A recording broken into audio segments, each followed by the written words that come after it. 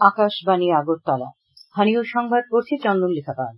এখনকার বিশেষ বিশেষ খবর হল, পশ্চিম ত্রিপুরা লোকসভা আসনের নির্বাচন ও রামনগর বিধানসভা আসনের উপনির্বাচনে গতকাল ভোট গ্রহণের পর ইভিএম এবং ভিভিপ্যাটগুলো কড়া নিরাপত্তার মধ্যে স্ট্রং রুমে রাখা হয়েছে। পূর্ব ত্রিপুরা সংসদীয় ক্ষেত্রে আগামীকাল থেকে শুরু হচ্ছে ভোটকর্মী এবং সংবাদ মাধ্যমের কর্মীদের ভোটদান কর্মসূচি। সাধারণ নির্বাচনের প্রথম দফার ভোট গ্রহণ শেষ হওয়ার পর লোকসভা নির্বাচনের দ্বিতীয় দফার প্রচার জোরদার হয়েছে। রাজ্যের উপজাতীয়দের অন্যতম প্রধান উৎসব বাবা গড়িয়া পূজা আজ শুরু হয়েছে। সমীরণ চক্রবর্তী স্মৃতি ঘরোয়া টি-20 ক্রিকেট প্রতিযোগিতার ফাইনালে খেলবে ইউনাইটেড ফ্রেন্ডস সংহতি ক্লাব। এবারে আসছে বিস্তারিত সংবাদ। পশ্চিম ত্রিপুরা লোকসভা আসনের নির্বাচন ও রামনগর বিধানসভা আসনে উপনির্বাচনে গতকাল ভোট গ্রহণের পর ইভিএম ও ভিভিপ্যাটগুলো কড়া নিরাপত্তার মধ্যে স্ট্রং রুমে রাখা হয়েছে। রাজ্যের অতিরিক্ত মুখ্য নির্বাচন আধিকারিক উষাজেন মগ জানিয়েছেন, পশ্চিম ত্রিপুরা লোকসভা আসনে রয়েছে 30টি বিধানসভা কেন্দ্র। সেই অনুযায়ী পশ্চিম জেলায় 1টি স্থানে, সিপাহী জেলায় 3টি, গোমতীতে 1টি ও দক্ষিণ জেলায় 1টি স্থানে স্ট্রং রুমগুলিতে ইভিএম ও ভিভিপ্যাটগুলি রাখা হয়েছে। স্ট্রং রুমগুলি পাহারার দায়িত্বে রয়েছে কেন্দ্রীয় নিরাপত্তা বাহিনীর জওয়ানেরা। 2 স্তরের নিরাপত্তা বলয় থাকবে প্রতিটি স্ট্রং রুমের সামনে।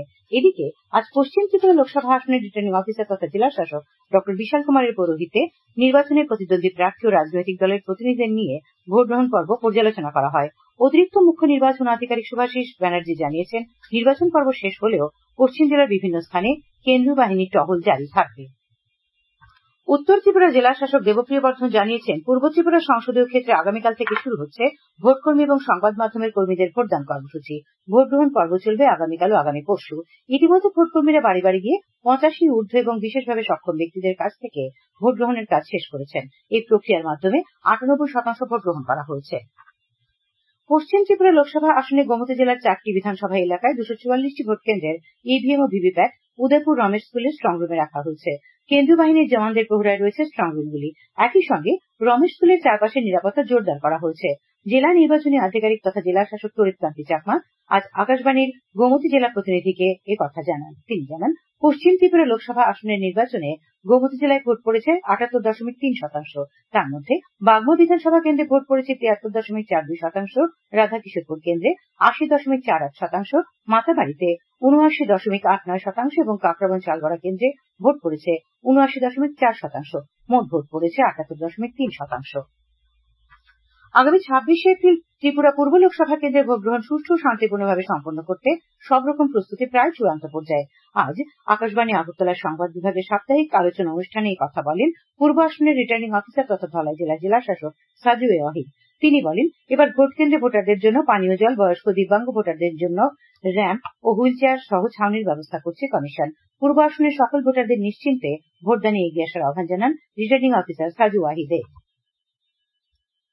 কৈলাসহরের ঊনকোটি কলাক্ষেত্রে আসন্ন লোকসভা নির্বাচনকে সামনে রেখে অতিরিক্ত ভোটকর্মীদের প্রশিক্ষণ কর্মসূচি আজ অনুষ্ঠিত হয়। উল্লেখ্য, ভোটের দিনে 5 জনের ভোটকর্মী দল সহ প্রতিটি বুথে 1 জন করে অতিরিক্ত ভোটকর্মী ভোটার শনাক্তকরণ ও সেক্টর অফিসার এবং মাইক্রো অবজারভারদের মধ্যে সমন্বয়ের কাজ করবেন। নির্বাচন কমিশনের নির্দেশিকা মেনে সরকারি কর্মচারীদের অতিরিক্ত ভোটকর্মী হিসেবে নিযুক্তি দেওয়া হয়েছে। কৈলাসহরে আজ 136 জন অতিরিক্ত ভোটকর্মী প্রশিক্ষণ নিয়েছেন। আজকের এই কর্মসূচিতে উপস্থিত ছিলেন পূর্ব ত্রিপুরা সংসদীয় আসনের সহকারী রিটার্নিং অফিসার তথা কৈলাসহরের মহকুমা শাসক প্রদীপ সরকার, অতিরিক্ত মহকুমা শাসক নবকুমার জমাতিয়া প্রমুখ।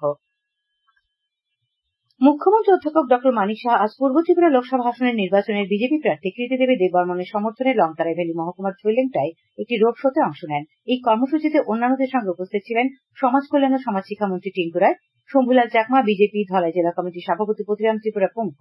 এরপর মুখ্যমন্ত্রী মনুবাজারে আয়োজিত একটি নির্বাচনী জনসভায় বক্তব্য রাখেন। আজ সন্ধ্যায়ও কমলপুরে একটি রোড শোতে মুখ্যমন্ত্রী অংশ নেন। খবর প্রচারিত হচ্ছে আকাশবাণীর আগরতলা কেন্দ্র থেকে। সাধারণ নির্বাচনের প্রথম দফার ভোট গ্রহণ শেষ হওয়ার পর লোকসভা নির্বাচনের দ্বিতীয় দফার প্রচার জোরদার হয়েছে। দ্বিতীয় পর্বে এ মাসের 26 তারিখে আউটার মণিপুর লোকসভা কেন্দ্রের অবশিষ্ট অংশ সহ 12টি রাজ্য এবং কেন্দ্রশাসিত অঞ্চলের 88টি সংসদীয় আসনে ভোট নেওয়া হবে। ভোটারদের আকৃষ্ট করতে বিভিন্ন রাজনৈতিক দলের বরিষ্ঠ নেতারা সারা দেশে সমাবেশে বক্তব্য রাখছেন। প্রধানমন্ত্রী ও বরিষ্ঠ বিজেপি নেতা নরেন্দ্র মোদী মহারাষ্ট্রের নান্দেদ ও পারবানিতে নির্বাচনী জনসভায় আজ ভাষণ দেন। গতকাল লোকসভা নির্বাচনের প্রথম পর্যায়ে উচ্চ হারে ভোটারদের উপস্থিতিতে তিনি সন্তোষ ব্যক্ত করেন। তিনি বলেন, দেশে চলমান গণতন্ত্রের এই উৎসবে সর্বোচ্চ ভোট নিশ্চিত করতে হবে। তিনি এনডিএ সরকারের অর্জনগুলি তুলে ধরেন। প্রধানমন্ত্রী আরো বলেন, আগামী 25 বছর হবে বিশ্ব ভারতের মহত্বের বছর। তিনি কৃষকদের কল্যাণে গৃহীত বিভিন্ন পদক্ষেপগুলি তুলে ধরেন। প্রধানমন্ত্রী আজ কর্ণাটকের চিক্কাবাল্লাপুর এবং বেঙ্গালুরুতে জনসভা করেন। কর্ণাটকের মুখ্যমন্ত্রী এবং কংগ্রেস নেতা সিদ্দারামাইয়া মহীশূর এবং মান্দা নির্বাচনী এলাকায় প্রচার করেন। অন্যদিকে কর্ণাটকের উপমুখ্যমন্ত্রী ডিকে শিবকুমার আজ মান্দায় প্রচার করেন। বিহারের ভাগলপুরে এক নির্বাচনী জনসভায় ভাষণ দেন কংগ্রেস নেতা রাহুল গান্ধী। তিনি বলেন, ইন্ডিয়া ব্লক ক্ষমতা এলে দরিদ্র আদিবাসীদের কল্যাণে কাজ করবে। রাজ্যের উপজাতীয়দের অন্যতম প্রধান উৎসব বাবা গড়িয়া পূজা আজ থেকে শুরু হয়েছে। রাজ্যের জাতি উপজাতি উভয় অংশের জনগণ এই উৎসবে সামিল হন। প্রথা অনুযায়ী চৈত্র সংক্রান্তি তিথিতে বাবা গড়িয়ার পরিক্রমার মধ্য দিয়ে এই উৎসব শুরু হয়। জমাতিয়া হদার সম্পাদক অমূল্য জমাতিয়া জানিয়েছেন, গতকাল উদয়পুরের পিত্রায় বাবা গড়িয়ার 7 দিন ব্যাপী পরিক্রমা শেষ হয়েছে। জমাতীয় হদা অক্ষরা মনীন্দ্রমোহন জমাতিয়া বিধিবদ্ধভাবে বাবা গড়িয়ার পূজা পরিচালনা করেন।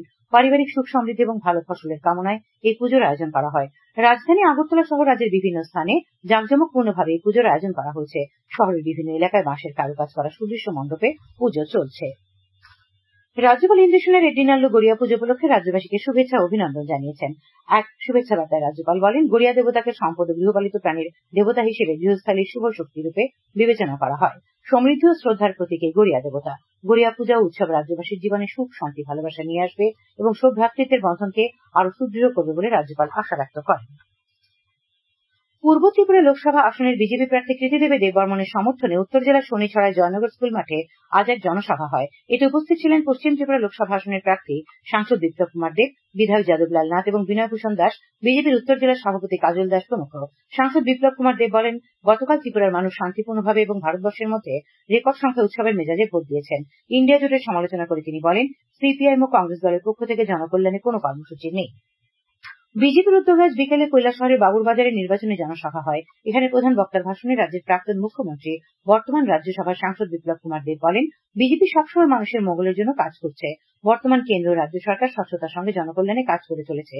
জনসভায় অন্যান্যদের মধ্যে উপস্থিত ছিলেন শ্রমমন্ত্রী টিঙ্কু রায়, বিজেপি সংখ্যালঘু মোর্চার প্রদেশ সভাপতি বিল্লাল মিয়া, রাজ্য ওয়াকফ বোর্ডের চেয়ারম্যান মবস্বর আলী প্রমুখ।